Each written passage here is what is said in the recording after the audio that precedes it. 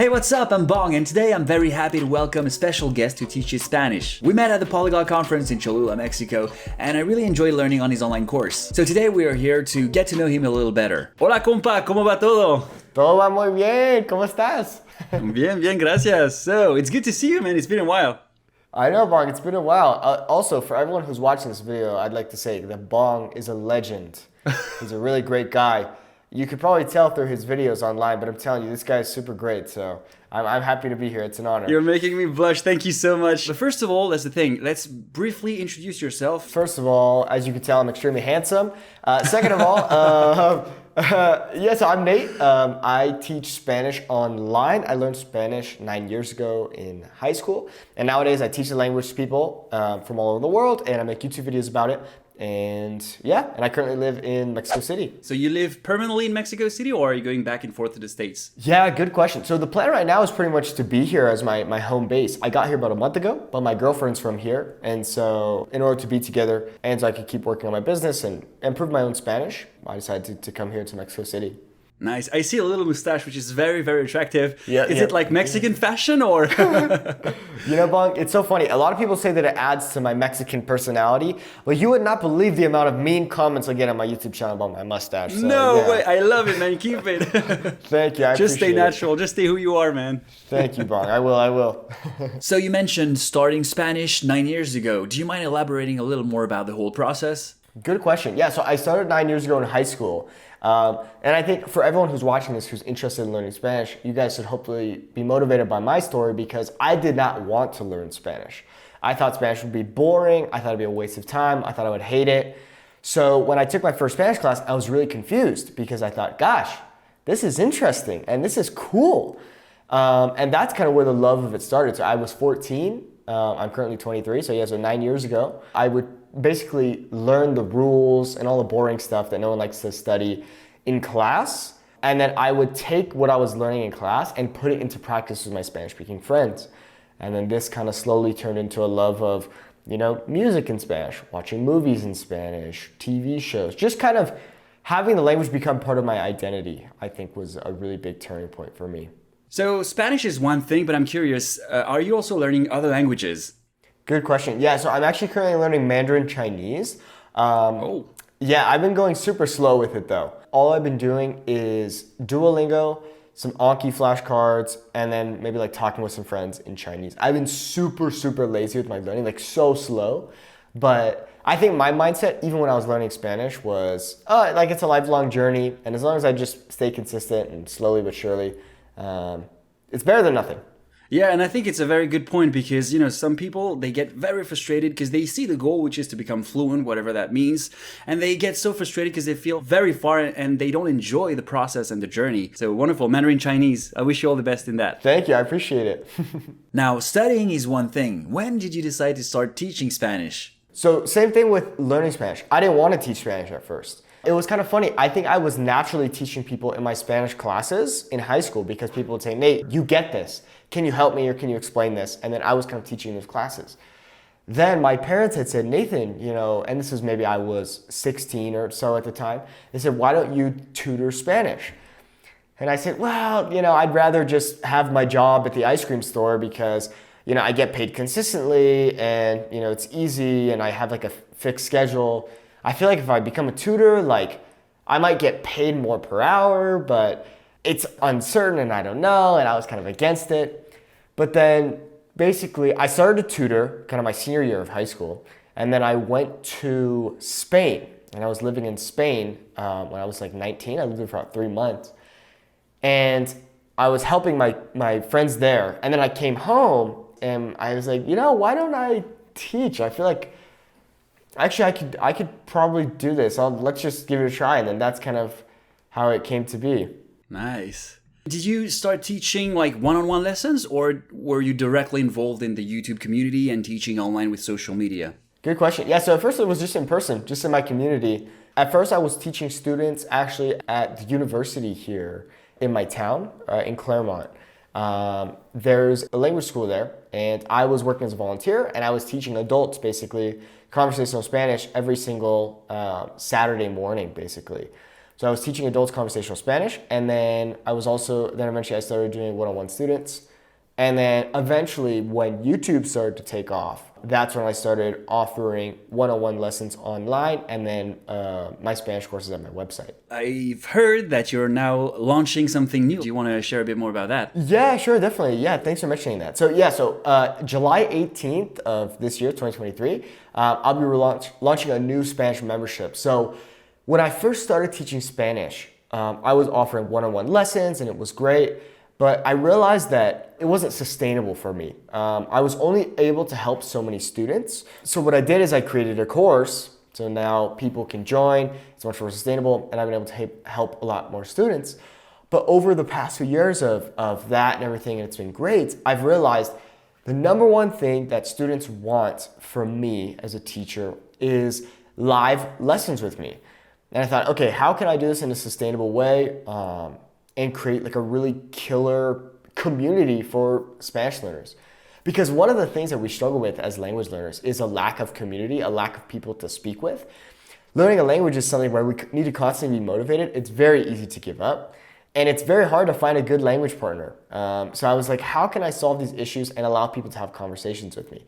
So I came up with the idea of this membership. So now, launching next month, July 18th, I'll be releasing this membership. So basically students can get once a week group calls with me live. We'll be doing game nights every month. So we'll be playing fun like Kahoot style games and things like that. We'll have movie nights. We'll be watching movies. And then you also get other benefits as well when you become a member. So podcast benefits. I have my podcast, Suave Spanish. You get bonus Spanish courses based off your level. So anywhere from A1 to B2. Coupon codes for other products, things like that. But I think the biggest thing is just to create a community and allow people to speak with me live every week. Do you have any funny stories about an expression you were not using properly, or, like a sentence or a word you weren't pronouncing right? It's super funny. I've had so many experiences like that, first of all. And for everyone who's learning Spanish, I hope that you guys understand, you're gonna make mistakes and you're gonna look silly sometimes, and that's normal and that's okay. People aren't gonna laugh at you, they're gonna laugh with you. But one funny experience I had, it was the first time I had really been to Mexico. I had been to Mexico when I was really young, on like a cruise, and it wasn't like a legit Mexico experience, but the first time I went was in 2018. I was with my buddy and his family in their town of Aguascalientes, Mexico, and we're watching TV, and there's an infomercial going on. And in the bottom left corner of the TV, there is a little infographic that says, soy sano. But there's just one big S for soy and for sano. So when I read soy sano, I said soy ano instead of soy sano. So for those who don't know, ano means anus. So I basically said, I'm an anus. And they were like laughing at me, and I was like, oh my gosh, I'm so embarrassed. But oh my god, that is so funny. But you know what? There is actually a Colombian song, and it goes like comamos sano. So it's a pun. Comamos sano, así me dijo el doctor. Comamos sano, porque es muy bueno pa'l corazón. Interesting. Well, that makes me feel slightly less embarrassed then. Now, what's your favorite word or expression in Spanish? Oh my gosh, it's so hard. One of my favorite words is probably pingüino. I just think it's so funny. Pingüino is a good word. There's so many amazing, like weird, funny words in Spanish, but pingüino is probably my favorite. Wait, what does it mean in English? Pingüino is penguin. All right, because even in English, sometimes the pronunciation, I don't know if you watched the video of Benedict Cumberbatch. Of all the questions we had, the one that came up most often was ask Benedict to say the word penguin. What is this about? Well, apparently I got it wrong repeatedly in the documentary. And the last thing you might expect to see here is penguins. These are Fiordland crested penguins, named after this corner of South New Zealand. So why are these woodlands so attractive to penguins? A freshwater stream through the forest makes a handy highway for a parent penguin heading home from a fishing trip. So even in English, apparently it's a funny word. Even when you just said it, I was like, oh gosh, is it penguin? Is it penguin? So what would you say to someone who's not feeling very motivated at the moment to learn Spanish? Yeah, great question. So I always tell people that learning Spanish in any language, and honestly, any difficult endeavor that you undertake, takes time. You gotta be patient, you gotta have fun, and we take it so seriously sometimes. I gotta speak Spanish in 6 months perfectly. I need to master the subjunctive, blah, blah, blah. For everyone watching this, when I was learning Spanish, my goal was not to become fluent. My goal wasn't even necessarily to learn Spanish conversationally. I just liked it, so I did it. In the same way that you like eating, I don't know, hamburgers or something. You do it because you just like it, you know? It's the same thing with learning Spanish. Just have fun, like enjoy it. If you don't like it, why are you doing it? Of course, sometimes we have to do things we don't like in order to improve, like working out, right? Like to be healthy, you have to work out. Maybe it's not the most fun, but how can you make your exercises the most fun?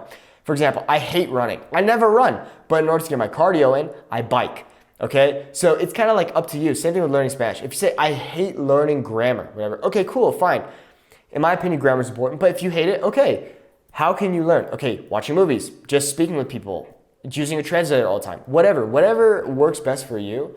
But the biggest thing is just to have fun, because if you're not having fun, there's literally no point. And speak with people. If you want to get motivated, practice with people, because it's going to, at least this motivates me, it's going to show you, gosh, like I still have so much to know, and like the challenge is so fun. So speaking will definitely help your motivation as well. Now, for people who want to know you a little bit better, I prepared a few rapid fire questions. Oh. If you're into, it's gonna be yes and no questions, or like 2 choice questions. And just the first thing that comes to mind, just say it. It's gotta be fast, okay? All right, okay. Are you ready? Yeah. All right, so texting or calling? Calling. Halloween or Christmas? Christmas. Cake or pie? Pie. Lord of the Rings or Star Wars? Star Wars. Do you know how to salsa dance? Do I know how to salsa dance? Yes. Tacos or burritos? Tacos. Have you ever eaten a bug? I don't think so. What was it in Mexico? Chapalones? Chapulines. Yeah. Chapulines. You've never tried that? I've never had it. Dark chocolate or milk chocolate? Dark chocolate, 100%. Coffee or tea? Coffee. And are you attending the next Polyglot conference? Oh, good question. I don't know. I don't even know when it is, to be honest. Right before we conclude, you mentioned your membership. Do you have any other exciting projects coming up? Yeah, great question, Bong. So I think the biggest project right now, at least with regards to my teaching, is the membership.